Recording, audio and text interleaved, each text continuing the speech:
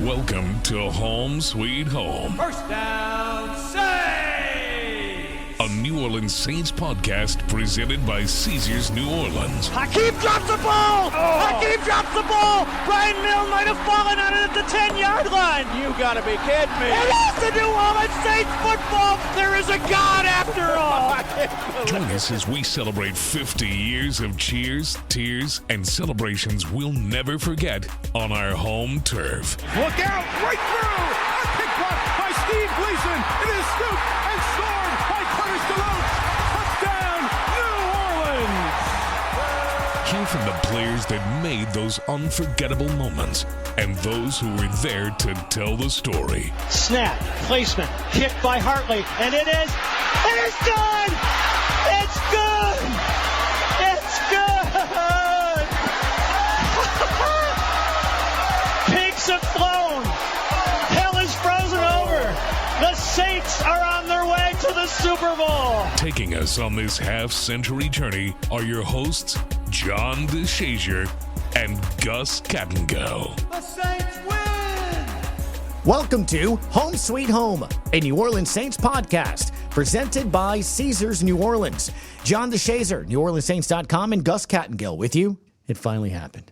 Finally happened, JD. December 6, 1987. The Saints beat the Bucs 44-34. New Orleans gets its first playoff berth. Finally, you went to the postseason. I can tell by the face that you were making right now. Hallelujah. It's probably the words that came out from a lot of people that time. It actually happened. We're going to hear from quarterback Bobby Hebert, who tossed 2 TDs in that game to secure the Saints' 9-3 record at that point and spot in the postseason. JD, to say the phrase long time coming, I feel like it underserves the meaning of that win. Look, man, at some point you feel like it's never going to happen. And I understand you can be as optimistic as you want to be, but when you're talking about a franchise that at one point went 1-15, and at another point its highest peak was it went 8-8 and didn't have a losing season, and when you finally get to the point where, hey, there's a playoff spot on the line, and you're talking about a fan base that, man, for years and years and years and years had watched almost unwatchable football and had seen some things that can break you essentially as a fan, that can make you just give up on a franchise, and hung in there and hung in there and hung in there, and to finally get to a point where you can secure a playoff berth. I can't imagine what a relief that was, what euphoria that was to be put in that position. You know, we've talked to a handful of players here in this series that had great moments, great plays, the understanding of the importance of either a play or a win to this city here as well. When you think of the Cajun Cannon, I mean, look, it was that part in time, the Jim Moore era, where you were at least competitive, right? And look, you put the backdrop of you're only playing in the division, by the way, in an era in the 80s where there was a team of the decade named the San Francisco 49ers. I mean, you couldn't get out of your division. I mean, you're playing a team and competing against a franchise that wins 4 Super Bowls in that decade. Look, never forgive the NFL for putting the Saints in the NFC West. It's terrible. Never forgive the league for putting the Saints and Falcons in the NFC West division with the Rams and the Niners. What in the world are the Saints and Falcons doing in that division? Now, come on. Like Bobby said, they had some seasons where they were pretty good, but they couldn't win. Yeah, but I mean, just the logistics of it. Just look at the map. What in the world are they doing in that division? Well, I understand you had to put the expansion teams somewhere, but not there. I was going to say it's west of the Mississippi. It was actually east of the Mississippi, which confuses the Jesus out of so many people that the West Bank is actually on the east side of the river. Yeah. Anyway, I live on the West Bank, by the way. Exactly. Bobby Hebert sits down with us and goes back on what it was like, JD, of being a team. Hey, we kind of be good. Are we going to be a playoff team? Can it happen? And what it was like to actually get a spot in the playoffs. All right before we welcome in our guest, Mr. John DeShazier, December 6th is a very important date for me. It's actually the birth of my son. Not 1987, no, it was 2016 where Carver Kattengell came into the world, but just probably as important for folks here in New Orleans, December 6th, 1987, Saints beat the Bucs 44-34, clinching the first ever playoff berth, man. Obviously, you can imagine how big a moment that was. Yeah, no offense to Carver, probably a bigger day for New Orleanians. But obviously a team that had a franchise that had never been to the playoffs finally clinches the playoff spot. And, it's got to be a huge thing.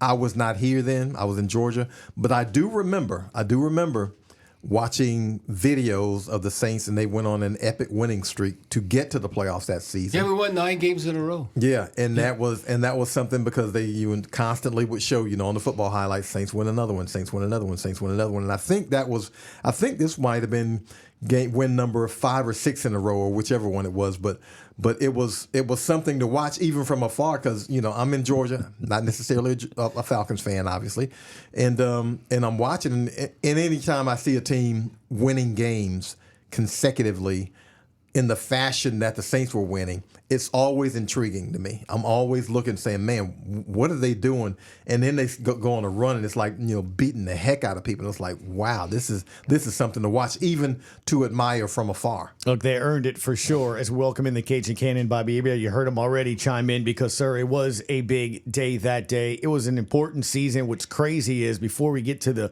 specifics about that game, I'm doing the back research on it. I would say it was around.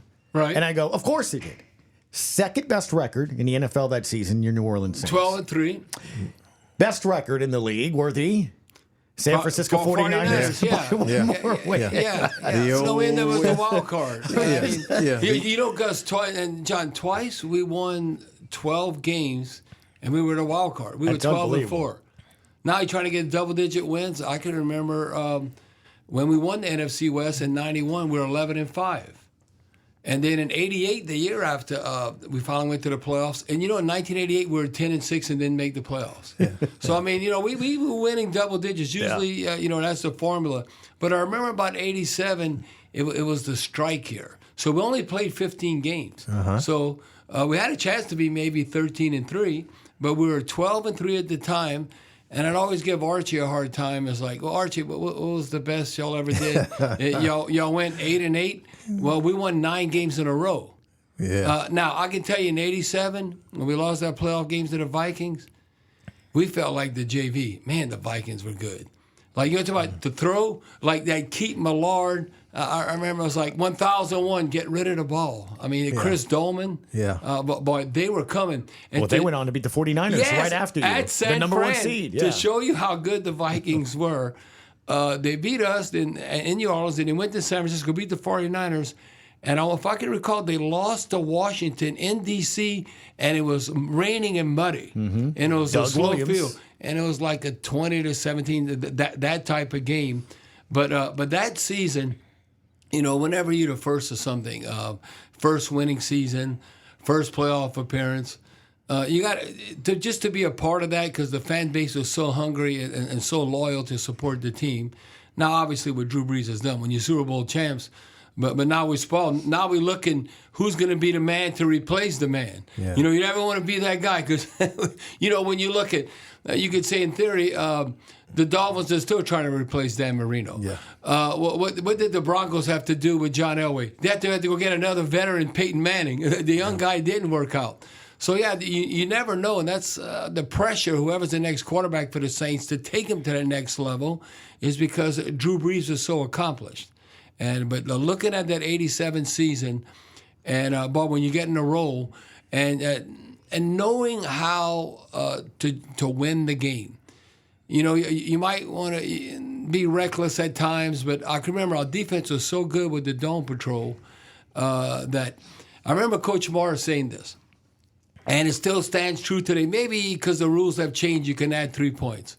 He got in front of the team. He says, if we score 23 points or more, 23 points, we should never lose. And then him being a defensive coach, he says, if we give up 17 points or less, we should never lose. So he would be like, he'd get on the defense. If it was like that game with Tampa Bay, with 34, and Vinny Testaverde throws for 400 yards, plus, I guarantee he was giving the defense the business. Yeah. He goes, we can't be in those type games. Because I always looked at it, man, if we could score 23, 24 points, today you got to be high 20s maybe, and you should be able to do that. But I know if we can do that, that was the winning formula that Mora was preaching into us. Well, I got before we get into the game, I got to ask you: do you look back and say, what if? Because, you look at the standings, and the Saints and Falcons are in the NFC West. There ain't nothing west about Atlanta or even New Orleans. Have no. I mean, I understand they were the expansion teams, and so they put them in a division. But, right. But you mentioned that 12-3 in any other division wins that division. It gets you the wild card that year. Well, that's what I'm saying. Twice we won 12 games. My heyday, late 80s, early 90s, and we were a wild card because the damn 49ers. But you know what my claim to fame is today? My claim to fame, and I'm so glad, the one that was on pace maybe to break my record. I started 20 straight games. I was 20-0 against the AFC, and then we lost to the Buffalo Bills and Jim Kelly in the Super Bowl. That's when they had Biscuit, Cornelius Bennett, Bruce Smith. That's when the Bills were going to four straight Super Bowls. 4 straight. And I said, the Bills are like an NFC team. I said, we can whip the AFC. I said, we just in the wrong place at the wrong time, with the 49ers. Mm-hmm. But yeah, when I'd say like Lamar Jackson, I'm trying to recall this. Yeah, I think he was either 11, 12, or 13 games in a row he had won against an NFC opponent, then the Giants beat him. And I was like, yes. I was like, I got to have something going for me, And so, starting at 20, and I even counted this win because we went to the Bengals in Boomer Esiason, and I got hurt on my knee. I remember it was like the latter part of the first quarter, early second quarter, and probably the second quarter, and the Bengals were kicking our butt. And then Dave Wilson came in there, supplemental first-round draft pick, and brought us back to victory.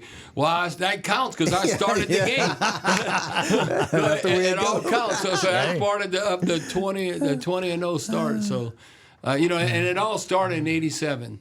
And the Superdome was rocking, and it's like the song. Remember, like Saints go all the way. Saints go all the way. I believe. Yeah. We got a choir in here. That's where that song started back then. It was. And then you had the cha-ching guy. Absolutely. That was a Rally's commercial. Yeah. Cha-ching. I forgot who the little actor is. You bring up a great element to that because, like, I was talking to John a little bit about before we started recording. He wasn't around for that. And look, I bring this up all the time. I remember passing the dome on the interstate and the scoreboard that's still there. It's a little revamped now, right. Upgraded. But I just remember 4-0, 5-0, like when you start in new seasons. Because there wasn't a lot of winning here. And what's interesting that I wanted to ask you when you got here, too, is we've seen, because we're going to talk, one of the other 10 greatest games in the Dome is Hakeem drops the ball. Yes. The pressure of the team to finally get the playoff win. But before that, you had to get to the playoffs. What was it like going into that season? Did you think you had a good team? And as the season keeps going on, you mentioned the strike and all of that. Was there pressure in that locker room to become a playoff team? No, not yet. It was more when we made the playoffs, Gus. Can we continue that? And like I said, the next year we went 10-6, but we didn't make the playoffs. And then, obviously, you had 89, and I was voted like NFC Player of the Month in October. But we were a 500 team at that time, and I held out in 1990 because I said, Mr. Finks, here's where I'm ranked, and this is what I should get paid. And he goes, well, I don't care about that. I'm gonna pay you what I want to pay you. We own you.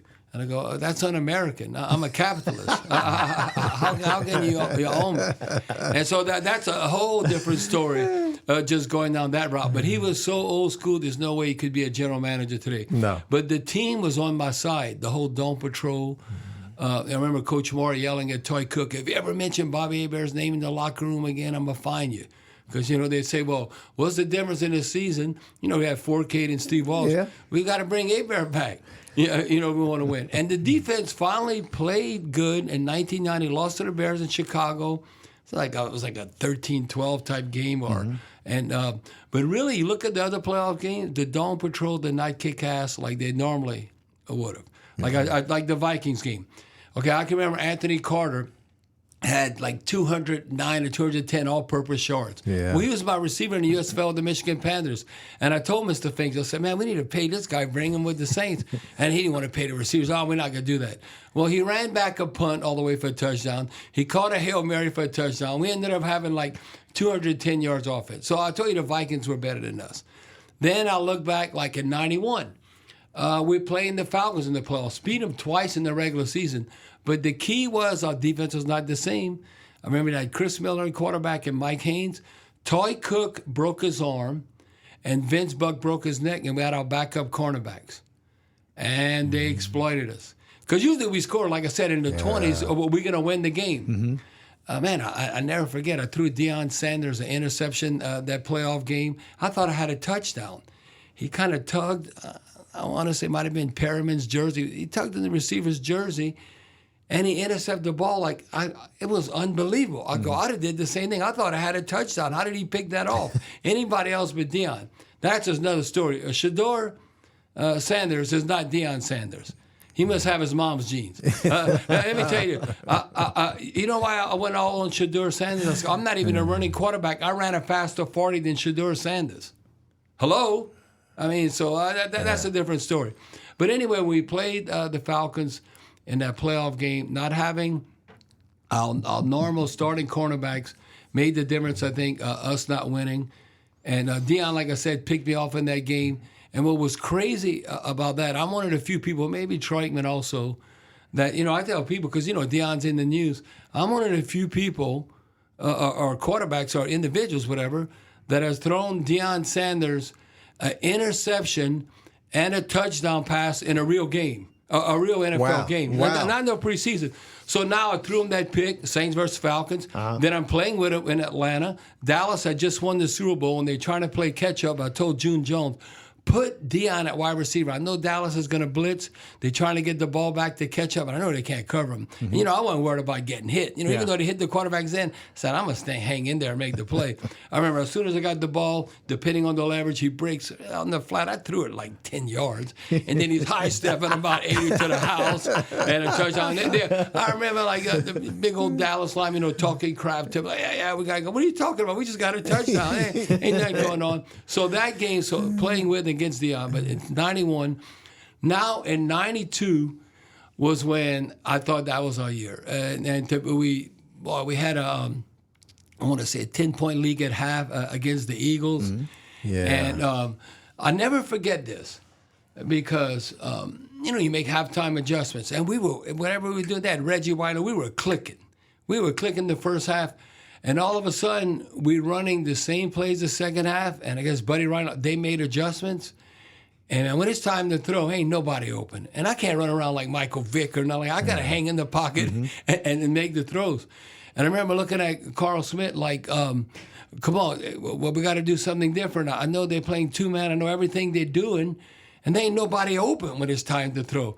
And you know what advice told me? He just keep hanging in there. I go, you damn right I'm hanging. I'm not playing tough. You ain't got to worry about me hanging in there. I need something magical to happen.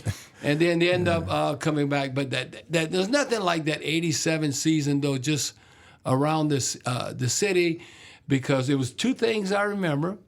It was winning 9 games in a row, and the best Archie and the Saints ever did was 8-8.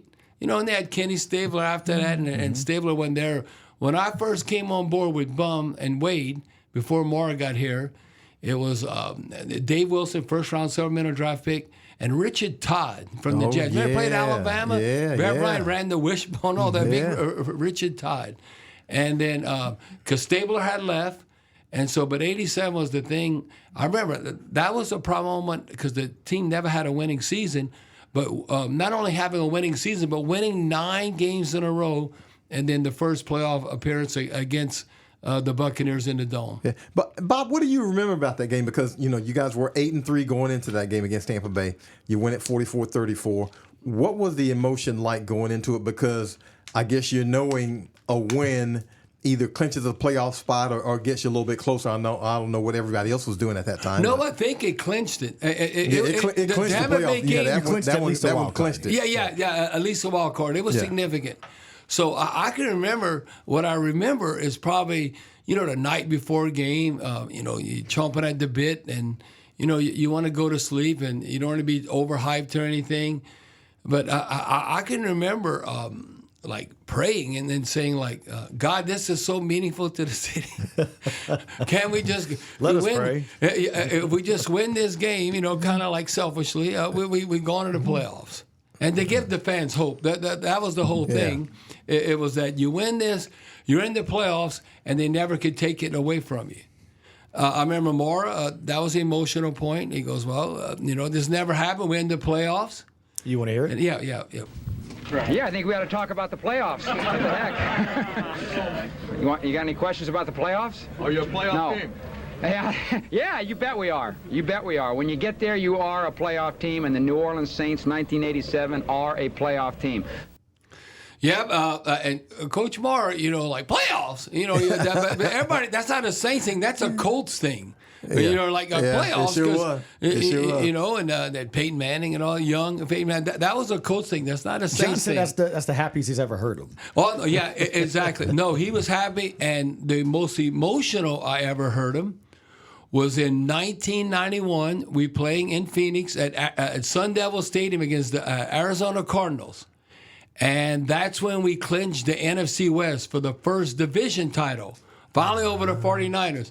And Coach Mara's talking, he's getting choked up, started crying. Now they probably would film you doing everything. Yeah, they would. Back then. And he was like, no one could ever say the Saints have not won a division. It was like, they can't take that away from you. Yeah. And I remember him being so emotional. And that was on the road, though. That was at Sun Devil Stadium where Arizona State plays. First are a big deal, aren't they? Well, oh, yes. Because you can't change history. It's like, it's a first for everything.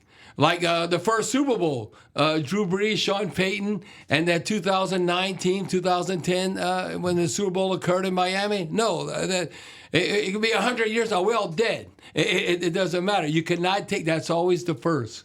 And you want to win as many as you can, but it's something special about the first, and especially for a starved fan base.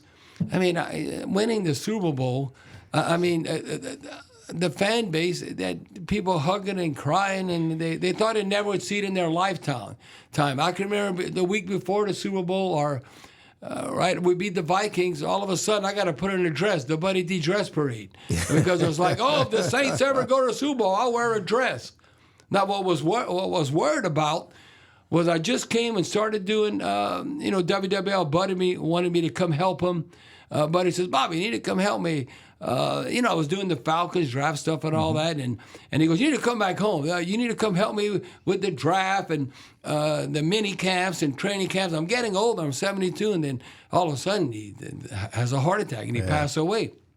Then it turned into more like, you want to go do sports talk?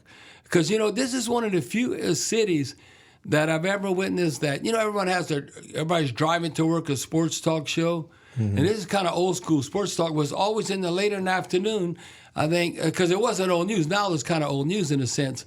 But it was more popular because people are partying at night. It's too early in the morning. So I can hear sports talk in the afternoon when I drive home from work. That was my theory. Mm-hmm. So anyway, here I am. I'm doing the radio, and then Katrina hits. And then lo and behold, Sean Payton and Drew Brees come on board.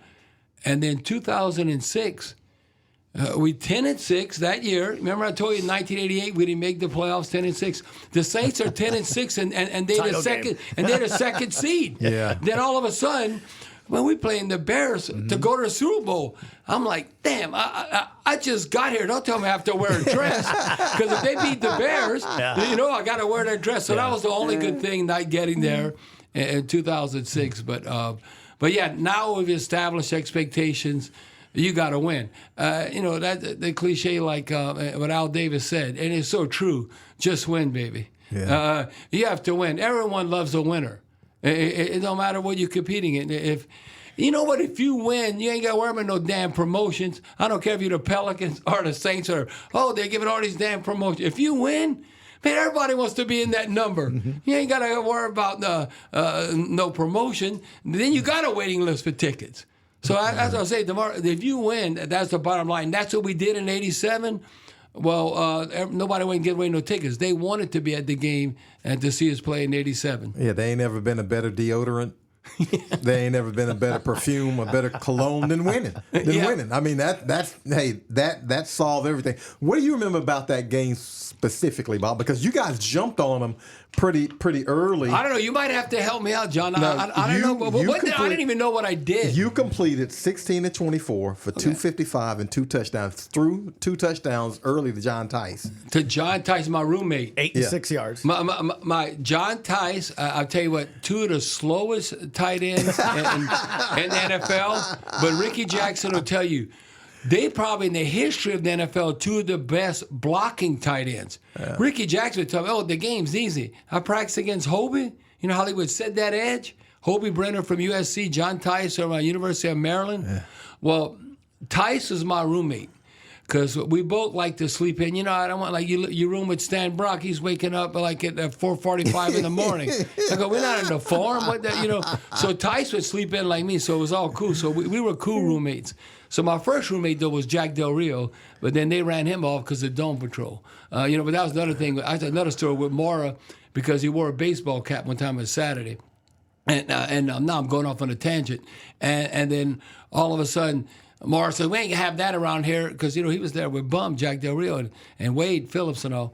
And Mara tells it, it's not a high school baseball team. Take that shit off, take that crap off. We're not gonna have that. And then and Jack said, man, this is so high schoolish. I'm telling you, within 48 hours, he was gone. Now we had Sam Mills and all. And Jack Del Rio, I mean, he was, come on, look at his career.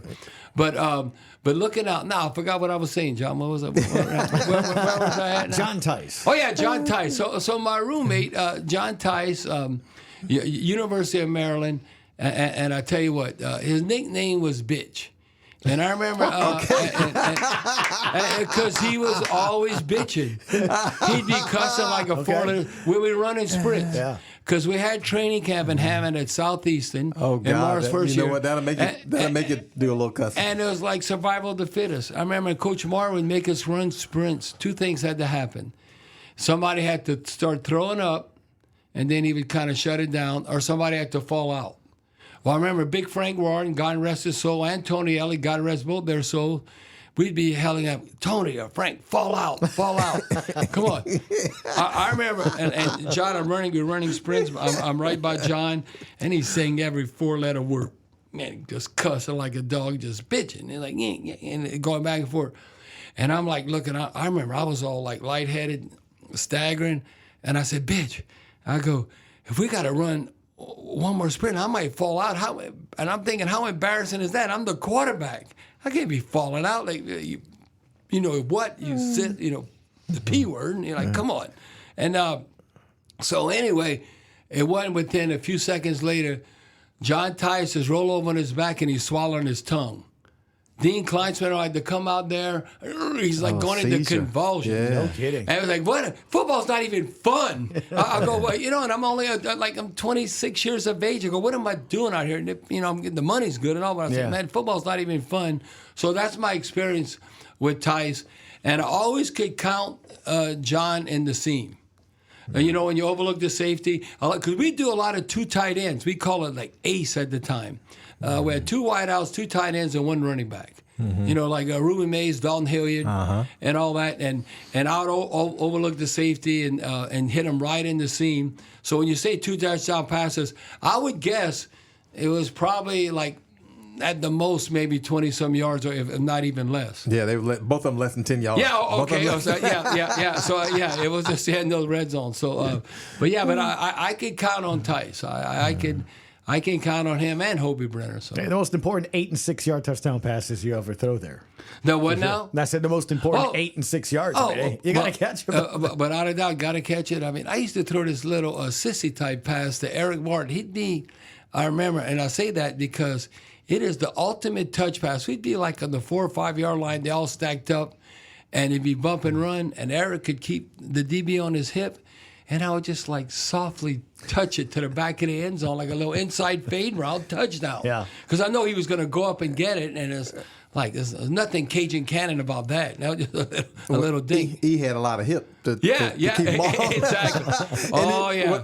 My favorite E story. I'm off on a tangent. There we go. From lacrosse, when Eric would not practice at training camp. So we were like, every day, days rolling by, and we're like, E, when are you gonna go practice? Nothing seemed to be wrong with it. E, when are you gonna go practice? I'll never forget. E always said, practice is for the unskilled. Oh, yeah, that was it. Unskilled. I mean, you don't need to practice. And Eric is the only receiver that ever told me, don't worry about, you have a too high safety, and one safety, like the pirate or the robber, kicks down to look for any crossing routes and needs to knock the crap out of you. Yeah. Eric's the only receiver ever told me, don't worry about that guy, just throw it to me. You fit it in there, I'm going to run his behind over. I'll run him over. Because I play with Andre Rison, Anthony Carter, Morgan Dubit. They say, don't you dare throw that ball in there. You get your head knocked. Eric says, what?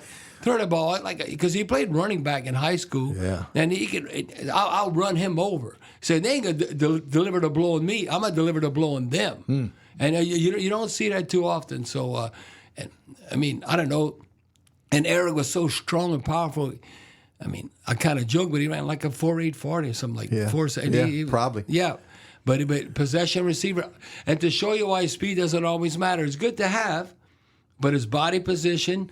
When the Washington had won the Super Bowl, we were playing at RFK Stadium. I remember Darryl Green, the fastest man in the NFL. Yeah, by far. Darryl Green, look at that game when we played. Eric caught like 148 yards against Darryl Green. He was tossing his little behind. Like, get out of the way. And I just throw him like quick slants. So even though they had Dexter Manley, Charles Mann, they were rushing. But, man, I just get that yards after the catch. Hit Eric on that quick slant. He's running all of a sudden.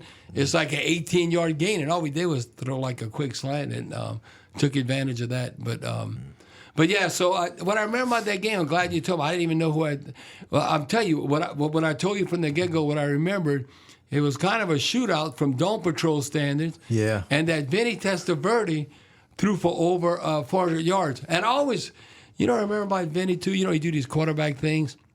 And I always took pride in myself without taking steroids that I got my bench up now one time to like right under like 362.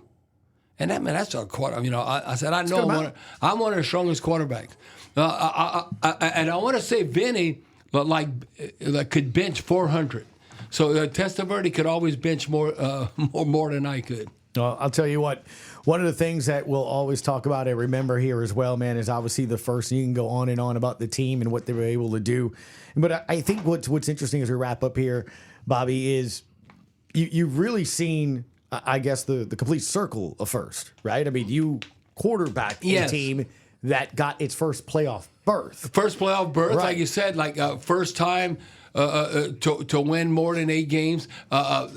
Super Bowl, first Super Bowl, all part of it. Well, I was going to tell you, I was going to go in chronological order. What's crazy is just a little bit ago while we're waiting for you to come in and record this one, Chase Hazlitt, who's now a Saints coach. Whoa. Now think about was that. in the studio talking with Aaron Summers. He was a kid, and he remembers Hakeem drops the ball for the first playoff win. You mentioned in this conversation this afternoon about the first NFC Championship game in which the team went. And one of the games we're going to look at is Deuce's game against the Eagles, that playoff game. The rugby play. Remember that? It was just the entire stadium knew you were handing the ball off to him. And there you go, and you win that game. That's the Saints tush push. I'm not against the tush push. When you look, when football was invented in the 19th century, century is a rugby type play. Just because the Eagles do it better than everybody, why you just do it? It should be outlawed. That's why I look at it. It's crazy when you look at not only that play, but obviously being a quarterback. You mentioned Dalton Hilliard. He was still one of my favorite running backs. Obviously around the time I grew up, right? Just the legs on that guy, just how strong. Because you mentioned Martin and Hilliard here too, like a yard, 3rd and 1. That's a first down in your mind, right? To have that sort of confidence in there. And it was special too, but 87 for them to be a part of it. right here in our backyard, the LSU product. Tigers. Exactly right. And you know, the one thing about Sean Payton, why do we don't draft the LSU players? Well, the same reason Atlanta Falcons, they don't draft Georgia players. You know, but having Eric Martin and Don Hood to be a part of that was special. That was as Louisiana as you could get right there. And then myself being from the Bayou. Yeah. So. Well, look, like I said, we're looking at 10 of the greatest games in the Caesars Superdome, celebrating 50 years this football season, which is Time crazy flies. to think about it. So I'll give you the 10 that we have, and then let's just close out with what's it been like to cover now, what these games are like in the Dome, right? Dome reopening is one that we is part of the 10 here. The NFC Championship game, Hakeem drops the ball. Right. First game in the Superdome way back when you know, it was a preseason game back in August 6, 1975. August 12th was the first home win that it finally came. Breeze sets the all-time TD passing game. We did that one. The Monday Night Football game against the Patriots was one we also chose as well. Oh, no mas for Tom Brady. No that's mas when there was quarter. like 6-7 minutes left, and Bill said, "That's it." And I played. That's when I think everyone looked at each other and went, The Saints are for sure for real, right? Oh no, we can win the whole damn thing. No, the game was unbelievable. Deuce's game against the Eagles. Your game here that we're talking about here, December 6, 1987, the first playoff berth. Alvin Kamara's 6-touchdown game. The Vikings. Was that Christmas Day? Was that? That was 52-33, 6 TDs, man. I mean, whether that's high school, whether that's college, 6 TDs is 6 TDs, man. Yes. No, you can't take that away again. You getting 6 touchdowns in a real NFL game, that's impressive. And then a guy that you obviously played with and kicked a lot of field goals for you. We selected kicking into the playoffs. Morton Anderson, December 31st, 1991, beating the Rams 20-17, having that in your back pocket. The Great Dane, yep. Look, I looked at the highlights getting ready for this here as well. So let's close out with what it's like to play in that building. I've been a fan in it. I've been a media member in it. You've played in it. Now you're covering it here as well. Why is that place special? And why is it where we want to get back to it being like that? Well, because people care. I mean, the fans care here. You know, you can play in California. I don't know. The team's not winning. They go do something else. Well, here it's a way of life. No, whether the Saints win or lose on Sunday, it affects their workday on Monday. It does. I don't feel like going to work or this, that, or I'm all excited, you know, to talk about the team. And plus, you know, I look at New Orleans. We're like a big town, small city. Mm-hmm. And that's why I think the NFL will always be here, or they want to be here. Because you look all the way from Atlanta to Houston, that's why the Saints are truly the Gulf Coast, the Gulf South Saints. Even though you're in New Orleans, because, you know, it used to be the Boston Patriots, now it's the New England Patriots. That's why I think they'll always have a team, and everyone loves the Saints. I don't know, you can live in the Florida Panhandle. You ain't cheering for the Jaguars or the Buccaneers. They're Saints fans, even though they're living in Florida. You know, the proximity to New Orleans. Mm-hmm. So you just look at the Gulf South, the Gulf Coast, and you know that, now when I left the USFL in 85, it was like I was going to go play with the Seattle Seahawks. And that's a different story, how I ended up with the Saints. But I know playing, how much it meant to the fans. So you're not only playing for your immediate family or your friends, you're playing for a whole community and you're representing them. And they think that you're a part of them. It is like when you're homegrown and you play for the Saints and it's rolling, there ain't nothing better. And so I'll never forget that, to be a part of that. And then just to come back home and to talk about the Saints and be a part of, you know, sports talk or doing the pre and post game, talking to the coach. I'm not a journalist. I don't know how you're supposed to act. I just like I'm talking right now to you, Gus. However it comes out. But it enabled me, I'm going to be 65 in August, it enabled me to stay in touch with the game. You know, and something that I love, how much football has meant to me, the lifestyle. Now, I think I could have been a great coach, but I might have got divorced earlier. I mean, no, because I would be like the workaholic type. Yeah, sure. That I remember Dick Vermeil, or you have like the cot in your office and you don't even go home because you're always wanting to pay attention to detail. I can remember June Jones, when he went to University of Hawaii. So, Bobby, you come coach football, coach quarterbacks, University of Hawaii. Man, so that'd be a pretty damn good gig. Coach football in Hawaii. Well, my 2 daughters at the time, they're in high school. They don't want to move. They go, oh, no, Dad, all our friends are here. We don't want to go anywhere. And so in other words, okay, I'm going to stay here, and then stay here in Atlanta, y'all in high school and all that. So anyway, when I looked at being involved in football and how I could stay involved, because coaching, I would love to be a coach, but I almost would have to be a single man. Yeah. Because the hours that it demands and how I'd want to, I wouldn't want to be out coach. I'd want to pay attention to detail, and so people say, "Hey, Barry, man, you seem like you know pretty much about football." I go, yeah, that's kind of my wheelhouse. But why didn't you coach? And I said, well, one thing too, compared to having fun and talking about football like we do, too many damn hours. Think of that lifestyle. A lot of times people, now they get well compensated. Sure. But okay, you get to go home at midnight, come back at 7 a.m. Versus doing the radio, getting to talk about it. No doubt. And it's interesting you say that as we close out. The Dome's kind of kept you young, youthful, and still brings you that joy of the game because it's true. I mean, I've sat next to you and it's crazy. It's been a while since I've sat across the table. Well, you're not supposed to cheer in the press box, Gus. But that's my point, though. You still get excited about it. I still do, too. Because at the end of the day, it is a game. You're still a part of it. Right. And there's something about that place when it's cooking. When it's cooking. There's nothing like it. There's nothing like it when it's cooking. And, the Dome treats me good. Superdome treats me good. Not so much Tiger Stadium. Mm-hmm. I got kicked out of there. I mean, they're playing Alabama. I'm like, what? I was supposed to be cheering for Alabama? Yes. I mean, what? Yes. Are you kidding me? You didn't get that memo? So now they stick me way in the corner in the press box. Yeah. And so at least they let you back in. Yeah, in the Superdome, I never got kicked out. That was at LSU. I mean, the Superdome, they stick me in the corner, all the local media. So it's like, oh, that's Bobby being Bobby. That's no deal. Get excited about the team. And some of the national people, they all stuck on themselves. You're supposed to be neutral. Well, I'm for the Saints. Why am I going to be neutral? What are you talking about? And for people that can't see, you literally are still wearing something black and gold right now here in the office. Yeah. After an OTA. Always a pleasure, man. It's been a moment since I've been able to get across from you in the microphone. Yeah, you and I were roommates. Millsaps. Millsaps. 2 years. God, and boy, you were doing a lot then. You had a lot on your plate. You still got a lot on your plate. Yeah. I just started a little later than you. I have an 8-year-old, so you can imagine. Okay. We're doing little league baseball right now. He's into basketball. I'm like, all right, well, basketball season's around the corner. Got to start, doing that. So.